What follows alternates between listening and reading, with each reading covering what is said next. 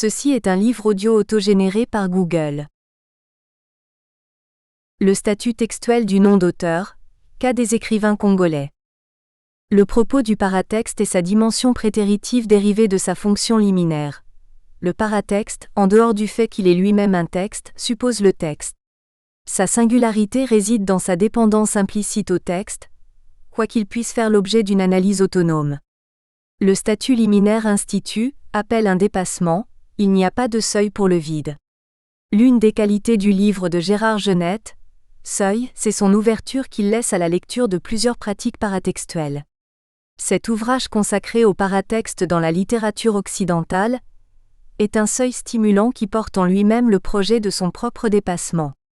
Dans ce sens, la recension du matériau paratextuel, dans sa double manifestation épi- ou péritextuelle, est un appel à contextualisation ou actualisation. C'est dans cette optique que le nom d'auteur est envisagé ici comme un texte doté de propriétés spécifiques et justiciables d'une analyse linguistique et littéraire. Cette investigation portera, pour des raisons qui seront expliquées, plus bas, sur les noms d'auteurs congolais. Il n'est pas sans intérêt dès le départ, de faire la mise au point suivante. Une lecture des études sur l'onomastique littéraire laisse apparaître deux grandes tendances. La première concerne l'étude des anthroponymes et des toponymes, c'est-à-dire des noms propres de personnages et des noms propres de lieux dans leur qualité de signifiant.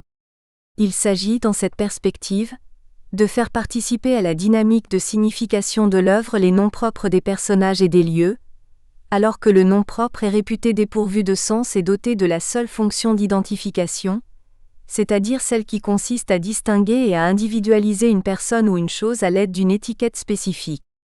La seconde tendance vise l'étude des noms d'auteurs, c'est-à-dire des éléments du hors-texte, spécialement quand ils participent d'une stratégie de mystification littéraire. Il s'agit dans la plupart des cas de pseudonymes.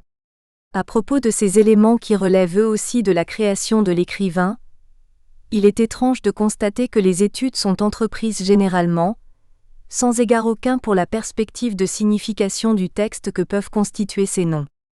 Les analyses se contentent souvent d'établir des nomenclatures, de s'interroger sur les raisons du recours à ce procédé, d'étudier la matière ou la manière des pseudonymes. Ces noms forgés sont traités comme de simples désignateurs, dépourvus de toute visée de signification et de tout ancrage sémantique par rapport à la pensée du texte. Considérer le nom d'auteur comme un texte consiste à le prendre comme base et enjeu de signification d'abord en soi, et dans ses rapports avec le texte. Par ailleurs, l'on peut noter que le phénomène du pseudonyme dans l'onomastique littérature a une portée fortement liée au fait que le nom d'auteur participe d'un réseau de certitude et d'anticipation comme son porteur, au point qu'il est rarement employé comme un simple moyen de désigner. L'intérêt porté à un ouvrage et la façon de le lire dépendent dans une large mesure de ce qu'on sait qu'on lit. Le jugement qu'on émet sur un livre précède souvent la lecture et le nom de l'auteur, lato sensu, c'est-à-dire écrivain, préfacier, éditeur fait partie de ces indicateurs préjudiciels. Le pseudonyme dans la littérature congolaise d'expression française est un phénomène relativement important, étant donné le nombre des écrivains qui y recourent. Chikaya Utamzi, Soni Laboutansi, Matondo Kubutur, Chichel Chivela, Jean-Pierre Kindamba, Owiz Okanza, Chikaya Unti Bikune. Sylvain Bemba use dans la signature de ses textes d'un nombre considérable de pseudonymes, qui justifie largement l'étude qui lui est spécialement consacrée dans la suite de cet ouvrage. L'on peut adopter comme postulat le fait qu'un anthroponyme est toujours motivé, que cette motivation soit interne, c'est-à-dire suggérée par le sens du texte qu'il constitue, ou externe, à savoir liée au projet intime ou avéré de l'attributeur. Un anthroponyme est ainsi toujours motivé, tant pour le destinateur que le destinataire soit le destinateur lui-même ou autrui. L'optique choisie ici concerne de manière exclusive le nom que l'auteur s'est choisi, à savoir son pseudonyme, dans la mesure où ce choix peut véritablement être perçu non seulement comme motivé, mais encore comme porteur de sens, c'est-à-dire comme non arbitraire. Une description du statut textuel du nom d'auteur n'a de validité sérieuse que par rapport à son objet, qui demeure sans intérêt, tant qu'il reste ce donné subi qu'est le patronyme. Le nom d'auteur ne mérite l'attention, comme tout texte d'ailleurs, qu'en tant qu'il est écart à la norme minimale de l'état civil et qu'il porte par conséquent la marque de l'invention. L'établissement d'un corpus dans ces conditions apparaît fort malaisé, car si le nom n'a de valeur sémantique qu'en tant que pseudonyme, celui-ci ne dévoile son sens que par l'identification de sa vraie fausseté, par la détermination et la reconnaissance de son statut de masque. Alors, en dehors des cas avérés, revendiqués ou signalés, souvent par la 4e de couverture, l'établissement d'un corpus peut se ramener à une enquête souterraine délicate assimilable à une opération policière de contrôle ou de vérification d'identité. Dans une telle entreprise, l'investigateur ignore s'il va seulement retirer un masque ou écorcher un visage. Structure du nom d'auteur. Le choix de notre corpus détermine que le nom d'auteur est, en l'occurrence, en langue africaine. La construction pseudonymique procède d'un double mouvement. Le premier consiste à épurer le nom d'état civil du prénom chrétien, l'exception de Jean-Pierre Kindamba et de certains pseudonymes de Sylvain Bemba confirme la règle.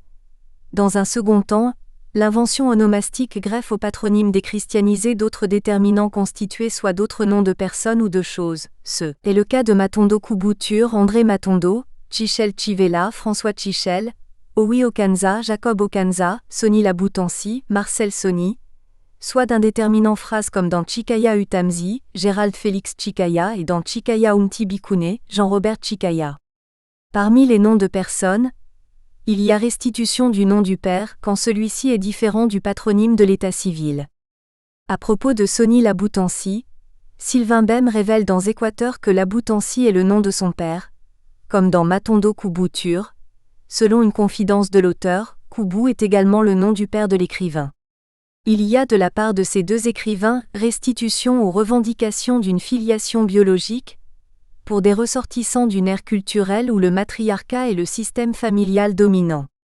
Notons qu'à ce nom du père, les deux auteurs ont joint un troisième nom.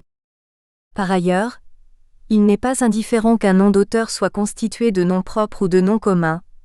Les premiers sont soumis à un arbitraire relatif, les seconds entrent plus facilement dans une articulation phrastique plus favorable à un marquage textuel, comme le montre l'analyse sémantique que nous proposons plus loin. Le processus de remotivation résultant de cette soustraction de l'élément chrétien exophone restitue l'homogénéité culturelle et linguistique du texte original, et hormis les œuvres traduites, place la création de l'écrivain en situation rare de diglossie dans la relation paratexte-texte, la langue du volume étant différente de celle de l'élément de la couverture. La langue du volume jouit d'une position dominante par rapport à celle du paratexte, parce que dans l'articulation diglossique qui ouvre ainsi des possibilités de traduction, l'opération est généralement exécutée dans un seul sens. C'est le texte onimal qui est plus souvent traduit et intégré dans la langue du volume que l'inverse, dans la mesure où le critique croit trouver dans le microtexte onimal une piste intéressante pour la lecture du macrotexte du volume. L'exercice de traduction aboutit à un pont jeté entre deux textes, une quête de cohésion, la manifestation du rapport, d'un lien fondamental entre deux discours émanant d'une même et unique source. Une autre caractéristique du texte onimal est son invariance. De tous les éléments du frontispice paratextuel, c'est celui qui s'impose par sa relative stabilité, celui qui fonde la propriété même du livre. Le nom d'auteur a ainsi une dimension emblématique et programmatique. Hormis le cas de polypseudonymie de Sylvain Bemba, le texte onimal est le seul texte que l'on trouve à la tête de tous les autres textes comme élément central de permanence et d'originalité qui lui confère une dimension proprement anaphorique.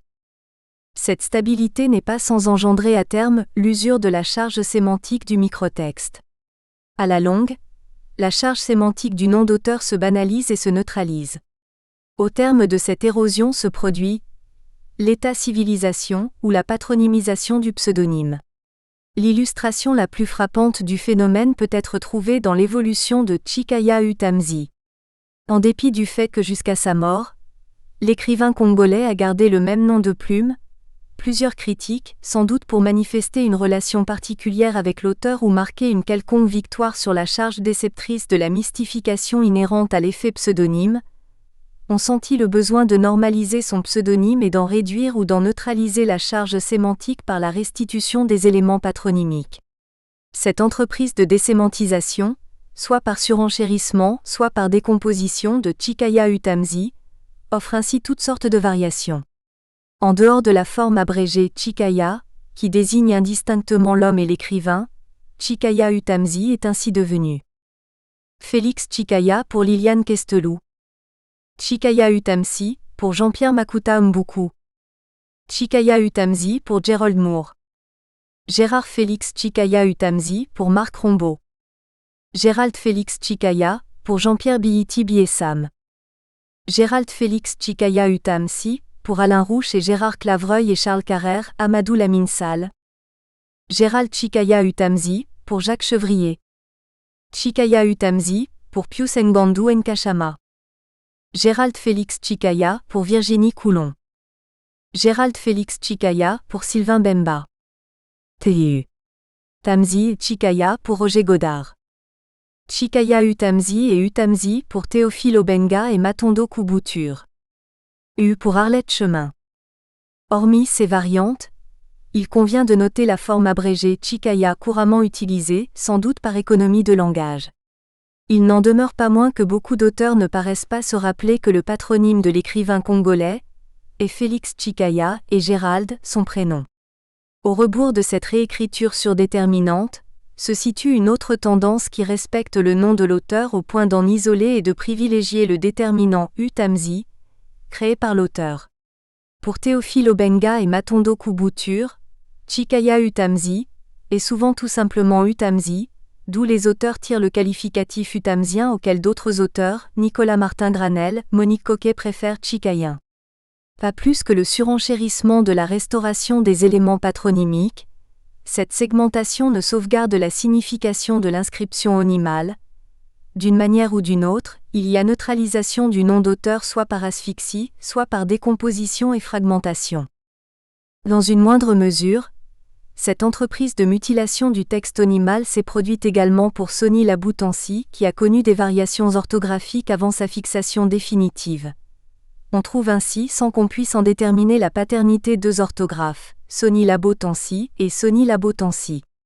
Mais on ne peut manquer de remarquer ici l'homophonie de Utansi, avec le Utamzi, c'est-à-dire une déstructuration du sobriquet Labou du père au profit d'un clin d'œil à un aîné. Sémantique du nom d'auteur. L'autodénomination, en tant que refaçonnement d'une identité, c'est-à-dire volonté de se présenter à autrui autrement que selon le conditionnement arbitraire de l'estampille patronymique collée à son insu à un individu, peut être considérée comme une pratique futile, mais cet acte se charge, dans le cadre spécifique de l'écriture, d'une portée autrement significative qui allie, dans des proportions déterminées par l'écrivain, le programme de vie et le programme d'écriture. Dans sa visée de signification, le nom d'auteur peut être l'élément d'une mythologie identitaire personnelle. Il accompagne ainsi, selon un axe explicatif ou prospectif, le parcours éthique de l'auteur sans qu'une liaison patente soit avérée dans sa création. Le cas de Matondo Koubouture, alias André Matondo, illustre bien cette tendance. L'auteur explique le sens des éléments de son triptyque onimal dans cette confidence que nous publions dans son intégralité. Les noms, on vous les donne ou vous vous les attribuez souverainement. Comme on sait, nos cultures ont toujours attaché une importance à la désignation des noms. J'ai gardé au fond de moi l'orientation normative de la présence des noms. Je suis né Matondo André. Matondo pourquoi ? Ce n'est pas là le nom de mon père, ni de mon grand-père. Personne n'a jamais porté ce nom dans la famille de mon père ou de ma mère. Mon père, avant de se mettre en ménage avec ma mère, avait eu un premier mariage, pas d'enfant. Ma mère aussi était mariée avant, 2 enfants qui ont péri en bas âge. Ce qui veut dire, il faut se reporter aux mentalités de l'époque, que le foyer qu'avaient fondé mon père et ma mère était forcément hanté par une angoisse fondamentale. Aurait-il un enfant ? Si oui, serait-il vivant pendant longtemps ? 3 ans de vie commune, pas d'enfant. Ça commençait à jaser, évidemment. Quand je fus enfantée, quand je connus le jour, mon père se rappela un rêve qu'il avait fait quelques jours auparavant. Un ange du Seigneur, d'après les dires de mon père, je suis né dans une famille protestante très orthodoxe.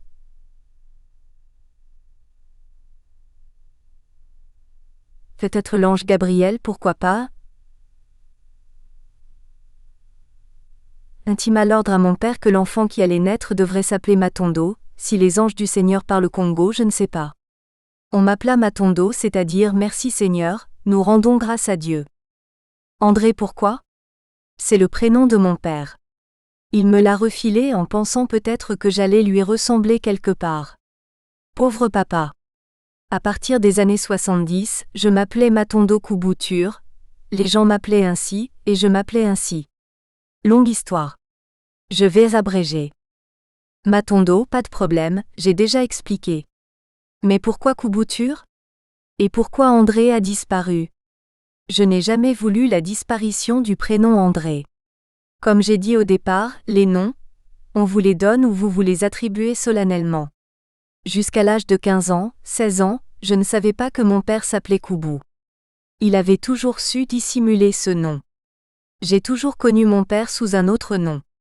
Puis un jour, je tombe sur ses papiers et je découvre qu'il s'appelait Koubou. Ah! Surprise! Je vais voir un de ses amis d'école, il me le confirme. Ton père s'appelle Koubou, et non le nom dont il était affublé depuis des années. Mais c'était son nom, enfin il avait deux noms. Il avait un nom connu de tous et son véritable nom, pas connu de tout le monde.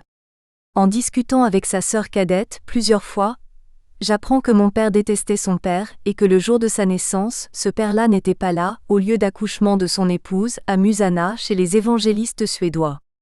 Mon grand-père, le père de mon père, faisait périodiquement de longues fugues. Il désertait le foyer conjugal, il repartait paraît-il au Zaïre dans son village d'origine. J'ai souvent entendu mon père dire « Il était fou, c'était un salaud, il n'allait jamais à l'église, il était irresponsable. Mon père n'a jamais aimé mon grand-père. » Et le nom de Koubou était celui que mon grand-père avait donné à mon père, quelques semaines après sa fugue, alors qu'à la mission évangélique, à l'hôpital évangélique, un pasteur évangélique, ne voyant pas arriver mon grand-père, avait pour des raisons de commodité administrative imposé son propre nom à l'enfant, mon père qui venait de naître. Mon père a toujours détesté ce nom de Koubou, pour des raisons maintenant qu'on peut comprendre. Mon grand-père, je ne l'ai jamais connu. Mais je l'admirais. D'après les récits qu'on m'en faisait, il me semble que c'était un homme digne, indépendant, anarchiste et généreux. À 17 ans, je m'affublais du nom de mon grand-père parce que mon père ne l'aimait pas et parce que j'aimais mon grand-père. C'était une façon de me reconnaître en lui, me reconnaître dans sa dignité, son indépendance. Et Koubou en Congo veut dire accident. Pourquoi Tur? Je n'ai jamais su comment ce nom s'est imposé. Je sais vaguement qu'une fois au lycée, j'avais joué un rôle dont le personnage portait un nom pareil. Ceci est la version authentique, parce que souvent j'ai pour des raisons de coquetterie artistique, donné des versions abracadabrantes. Merci. Le 29 septembre 1998. Matondo Koubou Tur 22.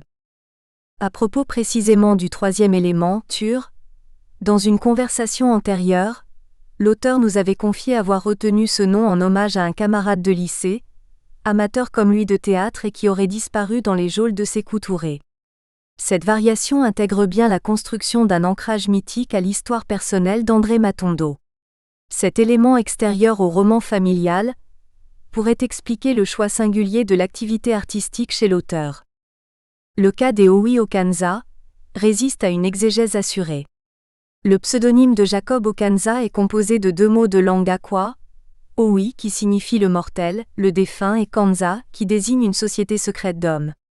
Peut-on voir dans l'idéal socialiste prôné par les œuvres de l'auteur un redéploiement esthétique et didactique de son nom? L'auteur étant décédé depuis 1991, nous n'avons pu obtenir de lui-même des indications sur la teneur sémantique de son nom de plume.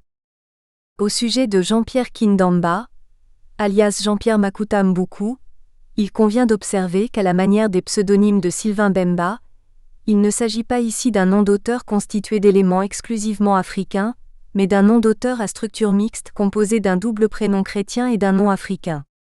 La sauvegarde du prénom chrétien assure le lien identitaire entre le patronyme Makuta Mbuku et le pseudonyme Kindamba, qui est, en fait, selon les indications de la 4e de couverture des ouvrages de l'auteur, le nom du village natal de l'auteur.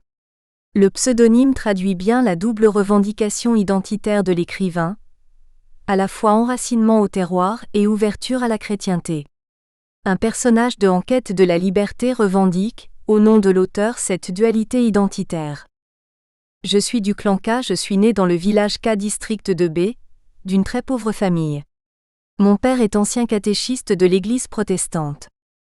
Au-delà de cette détermination identitaire, la singularité de Jean-Pierre Kindamba est d'être un nom d'auteur sans livre. Aucune bibliographie, à notre connaissance, ne signale en effet l'existence d'ouvrages publiés sous ce nom. Jean-Pierre Kindamba n'est connu que parce qu'il est abondamment cité par le critique Jean-Pierre Makuta Mbuku dans son introduction à la littérature noire comme auteur de 6 poèmes, Terre d'anthropophage, Entre la Bible et le fouet, Rentre dans ta coquille, Le terroir, Terre natale, Soleil noir, et dans son introduction à l'étude du roman négro-africain de langue française, Les soleils. Jean-Pierre Kindamba est un nom d'auteur cité par un seul critique. Nous ne connaissons point d'autres citations faites par d'autres critiques que Jean-Pierre Makuta Mbuku. Jean-Pierre Kindamba est le nom d'un auteur qui partage avec le critique et écrivain Jean-Pierre Makuta Mbuku la paternité de certains poèmes. Certains poèmes qui lui sont attribués par le critique Makuta Mbuku se retrouvent dans le recueil L'âme bleue du poète Jean-Pierre Makuta Mbuku. Ainsi, au rebours de l'opinion selon laquelle un auteur n'est pas toujours le meilleur analyste de son œuvre, nous nous trouvons ici dans un cas assez peu fréquent en littérature d'autocitation ou d'auto-analyse à travers le subterfuge de dédoublement, un cas de parfaite identité entre le critique et le créateur. À travers le pseudonyme, le critique propose lui-même ses propres œuvres de création en illustration de ses propres thèses. Chichel Chivela, alias François Chichel, préside à la création d'un écrivain dont l'invention nominale est d'une exceptionnelle prolixité. Les noms des personnages des nouvelles de Chichel Chivela se caractérisent par une forte charge motivationnelle et se prêtent à une traduction aisée. Yeli Bozo, lui d'abord, cousin de Yandi Kaka, personne d'autre que lui, sont frappés des stigmates d'une frénésie d'autocratisme.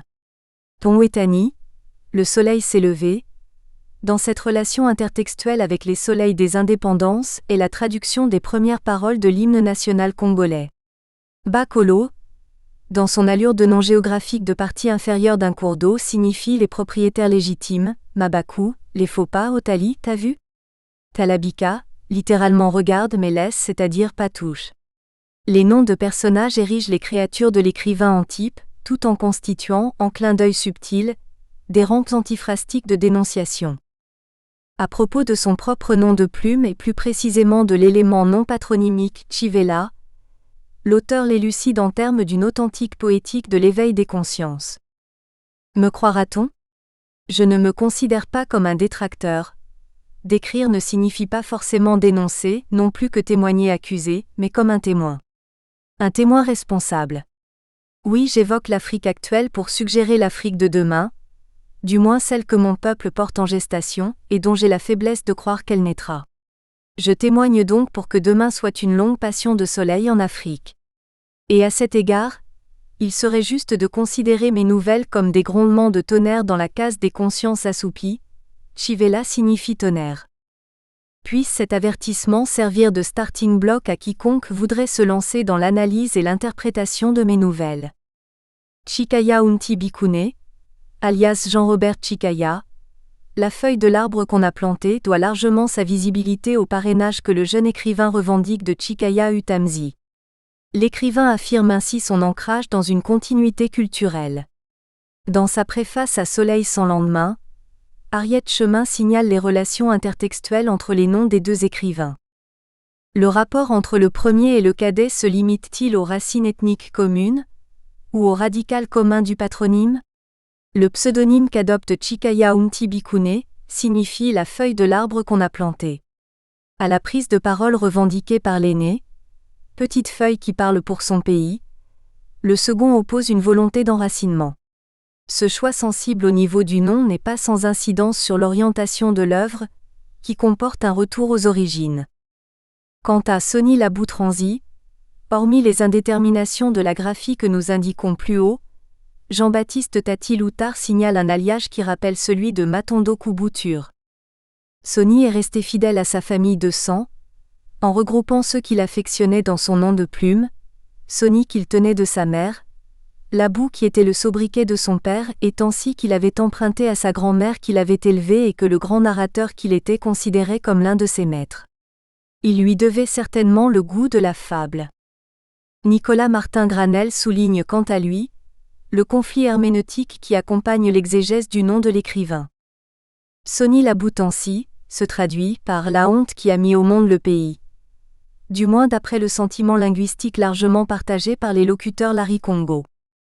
Cependant, l'écrivain lui-même refuse de porter la honte que les autres voient dans son nom en proposant une autre traduction-interprétation, plus conforme à son étymon.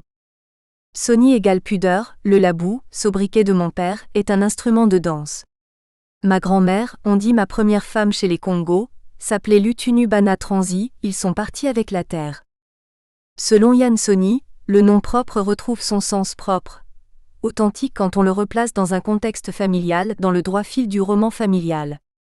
Et pour lire correctement ce roman tout entier contenu dans le nom, il faut revenir à la langue grand-maternelle, et se méfier des traductions trahison. Il n'est pas étonnant que celles-ci commettent la faute de mettre de la honte, leur honte, là où il n'y a à l'origine que de la pudeur. Car étant justement sans pudeur, elles confondent vice public et vertu privée, et violant celle-ci, élargissent indûment le patrimoine d'un individu à l'ensemble de la communauté politique, laquelle parle et écrit en français. Quant à Chikaya Utamzi, il présente dans notre corpus sous la forme d'une phrase nominale, l'articulation textuelle la plus complète, la plus achevée. Mais ici également, l'on rencontre plusieurs traductions dont nous offrons ici un florilège. Chikaya Utamzi, celui qui compte le pays. La petite feuille du pays. Utamzi signifie petite feuille qui chante pour son pays. Chanter pour le pays, c'est reconnaître à la poésie une fonction politique permettant à Chikaya d'exprimer ses revendications et d'affirmer sa négritude. Chikaya veut dire petite feuille. Utamzi, qui parle pour son pays. Petite feuille qui parle pour son pays. La petite feuille qui parle de son pays. Et Usapen name Chikaya Utamzi meaning, the little bird who sings from home. Il y a de toute évidence, dans ces traductions, une polysémie du texte onymal qui investit l'acte d'écrire d'une intentionnalité chaque fois différente, même celle de l'affirmation de sa négritude que Roger Godard lui attribue et que l'auteur dénie dans maintes déclarations. Il demeure dans une perspective intertextuelle, que Sonny Laboutancy et Chikaya Utamzi, au-delà de leur homophonie, se réfèrent à la mystique d'un terroir, d'un Congo aussi, qui ont pour chaque écrivain des frontières et une résonance tout à fait différente également.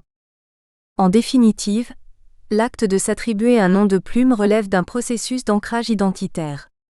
Le pseudonyme dessine la trajectoire d'un rapport à l'autre, car dans le cadre de notre corpus, il constitue la reproduction mimétique d'un destin. L'écrivain vient prendre place dans la lignée d'un continuum mythologique pour en renouveler l'éclat. Se donner un nom de plume revêt une dimension performative qui suppose un appel à reconnaissance. Appelez-moi un tel. Mais placé au frontispice d'autres textes, le nom d'auteur lu comme texte formule une poétique, c'est-à-dire qu'il constitue la clé majeure de l'œuvre de l'écrivain. Martial, Simon, Sylvain, Michel, André et compagnie, ou une écriture du dédoublement dans l'œuvre de Sylvain Bemba. On m'appelle Edmond. Je me suis appelé Polo. Mais en réalité mon nom c'est Robert. C'est dur de se quitter à ce point-là. Louis Jouvet, Hôtel du Nord. Le cas Sylvain Bemba dans l'espace pseudonymique de la littérature congolaise est assez singulier pour mériter un intérêt particulier. La quasi-totalité des écrivains congolais ayant choisi d'écrire sous un pseudonyme s'en est tenue à un seul nom de plume tout au long de leur carrière, avec ce que cette stabilité peut produire d'érosion et de banalisation sémantique, dans ce que l'on peut considérer comme l'emblème que l'écrivain se choisit.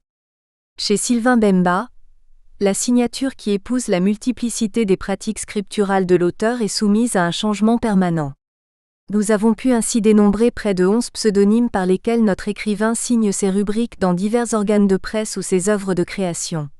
André Belvin, Radio Afrique équatoriale, Michel Belvin, Le Petit Journal de Brazzaville, rubrique Les hommes et les choses, une nouvelle tragique, Faust, L'homme nouveau, éditoriaux, nouvelles, Martial Malinda, L'enfer c'est Orfeo, La rumba fantastique, Simon Tari, préface, Le 24e homme, La semaine de l'AEF, Chronique sportive, Rufus Guinet, L'avenir, Chronique sportive, Congo Caire, L'avenir, Chronique sportive, Martial Moueti-Billet, Mediafrique, La Semaine africaine, Chronique littéraire, Yves Boto, La Semaine africaine, Chronique de politique internationale. Une telle prolifération pseudonymique a de quoi intriguer.